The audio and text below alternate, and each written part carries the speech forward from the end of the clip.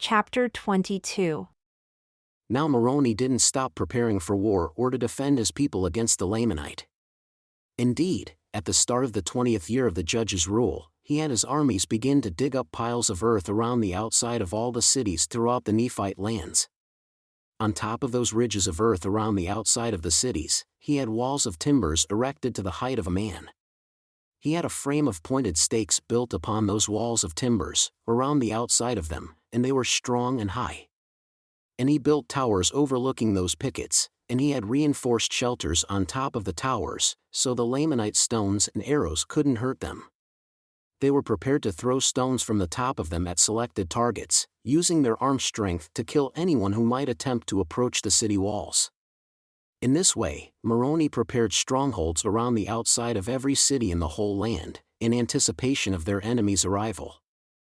Then Moroni had his armies enter the eastern wilderness. And they went out and drove all the Lamanite who were in the eastern wilderness into their own lands, which were south of the land of Zarahemla. The land of Nephi ran in a straight line from the eastern sea to the west. When Moroni had driven all the Lamanite from the eastern wilderness, which was north of their own lands, he made the inhabitants who were in the land of Zarahemla and in the surrounding regions go into the eastern wilderness, all the way to the shoreline, and occupy the land. And he also placed armies to the south in the borders of their own lands and had them erect fortifications so they could guard their armies and their people from their enemies.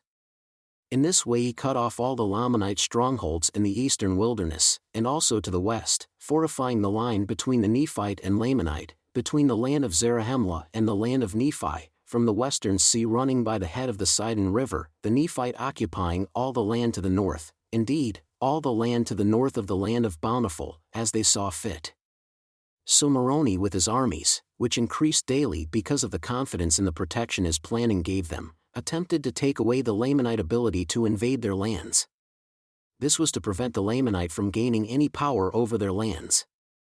The Nephite began to build a city, and they called the city Moroni. It was by the eastern sea, and it was south, bordering the Lamanite frontier. And they also began building a city between the cities of Moroni and Aaron, along the same border as Aaron and Moroni, and they called the name of that city and surrounding area Nephia. During that same year, they also began building many other cities in the north, one in a particular design they called Lehi, which was to the north near the seashore. And so ended the 20th year. And at the beginning of the 21st year of the judge's rule over the Nephite found themselves prospering. In fact, they were very prosperous, and they became very rich.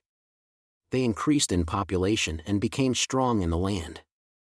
Now we can see how merciful, fair, and true all the Lord's dealings are, fulfilling all his words for the benefit of mankind. We can see, even at this time, the words he spoke to Lehi are verified, saying, "Blessed are you, and your children as well. And they will be blessed. To the extent you keep God's commandments, you'll prosper in the land, and to the extent you don't keep God's commandments, you'll be cut off from his presence." So we see these promises were kept for the Nephite, because it has been their quarrels and conflicts, their murders and thievery, their idol worship and whoredoms, and the abominations of the people that brought upon them armed conflict and destruction. Those who were faithful in keeping the Lord's commandments were protected and saved every time, while thousands of their wicked fellow Nephite have been condemned to slavery or to die by the sword or to fall away in unbelief and mix with the Lamanite. But there never was a happier time among the Nephites since Nephi's days than during Moroni's days, indeed, during the 21st year of the judge's rule. And the 22nd year of the judge's rule also ended in peace, and the 23rd year as well. At the start of the 24th year of the judge's rule, there also would have been peace among the Nephite if it hadn't been for a conflict that arose regarding the land of Lehi and the land of Morianton, which adjoined the borders of Lehi, both of which bordered the seashore. The dispute came about because the people who lived in the land of Morianton claimed part of the land of Lehi. So a heated conflict arose between them, to the point that the people of Morianton armed themselves to fight their fellow Nephite, being determined to kill them with the sword. But the people who lived in the land of Lehi fled to Moroni's camp and appealed to him for assistance. They did this because they weren't in the wrong. When the people of Morianton, who were led by a man named Morianton, discovered the people of Lehi had fled to Moroni's camp, they were very afraid that Moroni's army would attack and kill them. So Morianton gave them the idea to flee northward, to the land covered with large bodies of water, and take the land to the north as their own. They would have put this plan into effect, which would have been a matter of deep concern, but Morianton was a man of uncontrollable anger, and he got angry with one of his female servants and assaulted and severely beat her. She fled and went to Moroni's camp and told Moroni everything about the events and about their intention to flee to the north. Now the people of Bountiful, or rather Moroni was afraid the people of Bountiful, would listen to Morianton and unite with his people.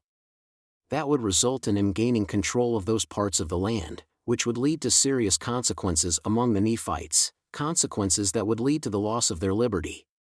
Therefore Moroni sent an armed force to get ahead of Morianton's people, to stop their departure into the land to the north. But they didn't get ahead of them until they had arrived at the border of the land of desolation.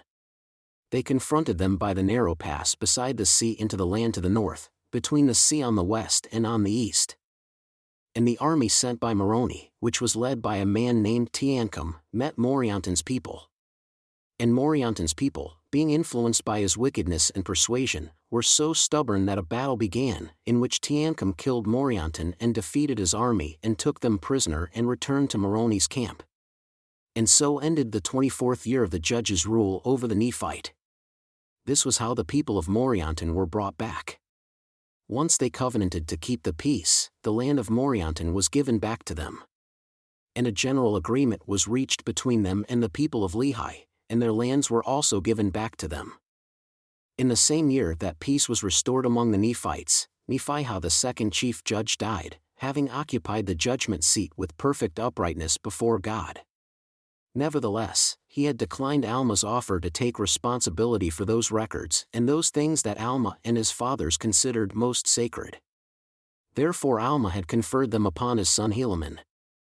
Nephihah's son was appointed to fill the judgment seat in his father's place.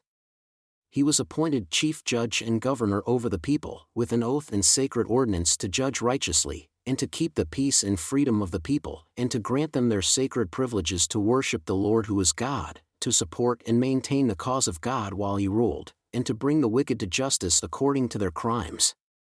Now his name was Parhoran. Parhoran occupied his father's seat and began his rule over the Nephites at the end of the 24th year.